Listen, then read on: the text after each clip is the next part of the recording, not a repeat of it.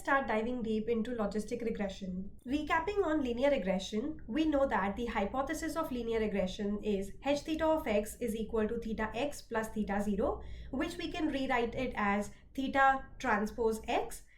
And the output, this h theta of x, is actually a continuous value.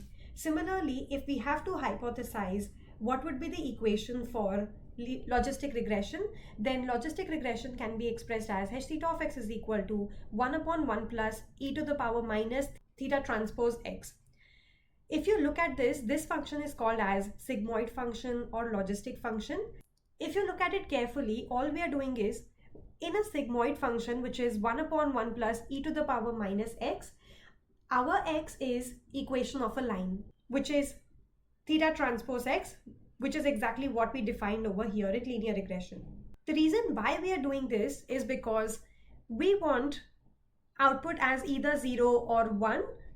We don't want these values which will go into negative values of y or values which are greater than 1 for the target variable. So we want to squash this line such that we only get output between 0 and 1. And that is why we are passing this line into a sigmoid function, because the output of a sigmoid function is between 0 and 1.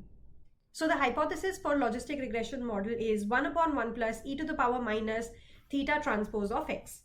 Now when we draw a graph between z and g of z is logistic function of z, then we can see that the value lies between 0 and 1. And the curve formed would be a S-shaped curve.